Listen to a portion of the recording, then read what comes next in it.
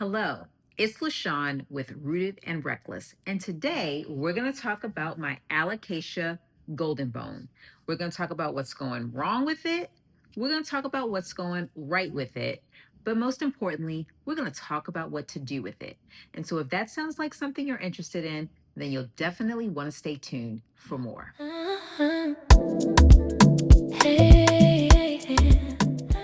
Hey everyone, welcome back to my channel.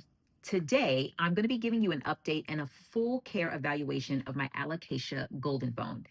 I purchased this plant on September the 5th, and it has been living in my greenhouse under grow lights at around 70% humidity and a constant 75 degrees. And I actually haven't repotted it yet. So it's in a 4-inch pot, and this is the same pot that I received it in, September, October, November, 2 months ago. So almost 3 months ago.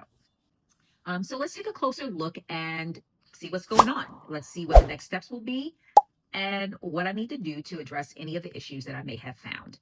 So first things first, let's talk about the overall plant health. The plant is stable, it is growing, and it's in great condition. But it is showing a few normal golden bone behaviors mixed with some need for care adjustment. And so the 70 degrees, 75 degrees, the 70% humidity are both things that this plant loves. There are some things that are going on that this plant doesn't love so much. And so we're going to talk about each one of those. The first noticeable thing is that this large leaf is completely pale. The leaf is faded and it is soft. It has some firmness to it, but it's nowhere near as firm as the other leaves. But the fading is actually even all the way through.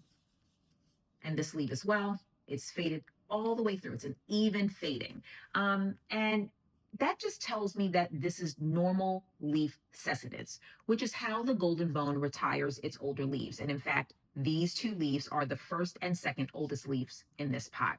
So this isn't disease or watering issue. It's just the plant redirecting its energy to newer growth. And it's had quite a bit of new growth. In fact, there are 4 separate plants in this 4-inch pot.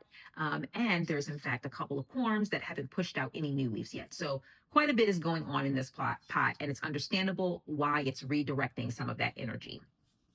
So let's talk about one of the other things that is likely impacting some of the leaves and what's going on with this plant, starting with the light response. So if we look at the middle leaves and the top leaf, one of the things that I notice when I look at those is that this plant has been getting a little more light than it prefers.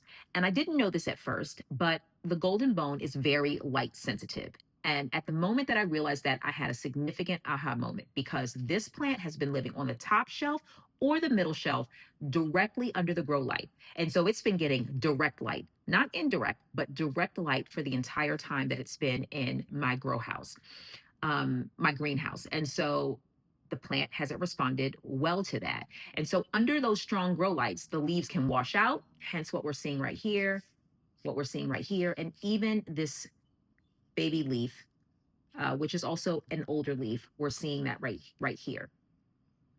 And it can also cause the leaves to fade a lot sooner than they otherwise would have, even if everything else is perfect. So we talked about the humidity and the temperature being perfect, but the lighting can cause these leaves to fade out much faster than they otherwise would have, even if all of those other things are perfect. So although my environment is good overall, I'll definitely be reducing the light intensity by moving this plant a little further away. So I'll be putting it on the bottom shelf. And in fact, I'll be putting it in an area of my greenhouse that has other plants in between it and the grow light, so it'll get filtered indirect light instead of direct light.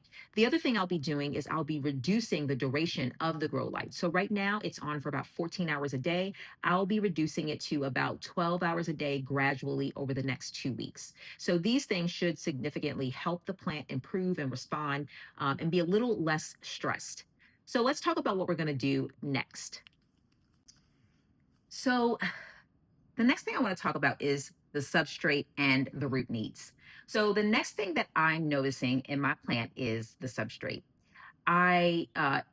Over the course of the last couple of months, each time I've watered it, I've noticed that some of the soil kind of pushes out the bottom, or it might come out the top, depending on whether I'm bottom watering it or top watering it.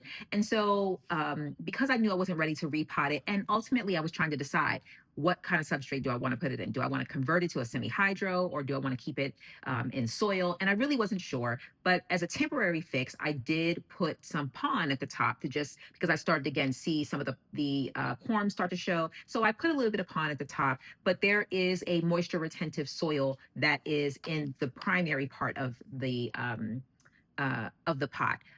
All in all, it looks like between what I put at the top and what's already in the bottom, that this plant does tend to dry out more quickly than I think it is happy with. Between the rocky soil and the chunky mix at the bottom, um, that typically is great for most alocasias, but the golden bone actually prefers a little more moisture retention and a little more organic matter. And so since I've had this plant in its nursery pot for almost 3 months, and there appears to be multiple corms sharing the same pot, it's definitely ready for a repot.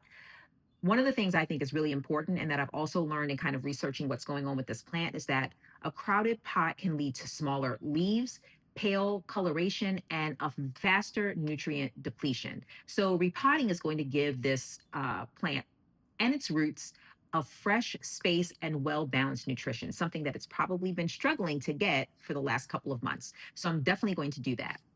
Now, let's talk a little bit about what I talked about earlier, which is what am I going to use? Well, in light of the research that I've done and understanding what this golden bone actually needs, I am going to move towards something that is going to be a little more nutrient rich, and it's also going to have good airflow, but also have some good moisture retention. And so I'm going to be using 50% of a potting mix.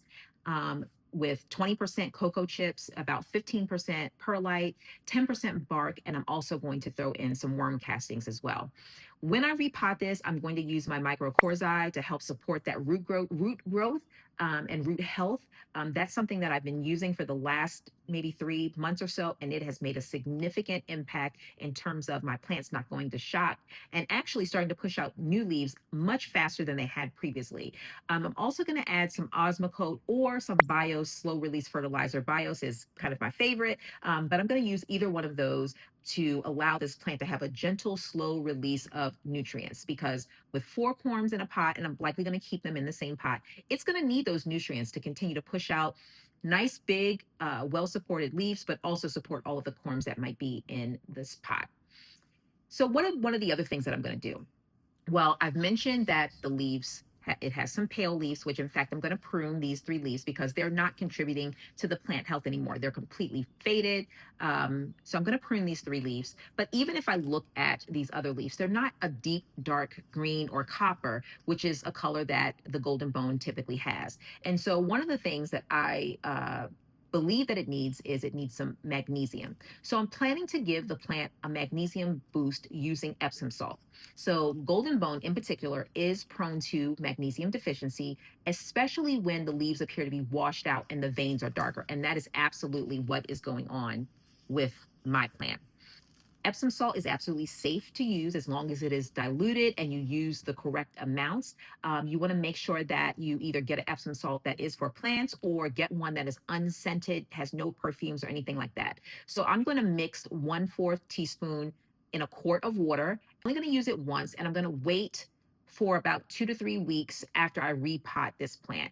And then I will use it once every 4 to 6 weeks or so, but only if the plant is showing that it's still not having really dark, deep green leaves, or it's continuing to have some fading of the entire leaf.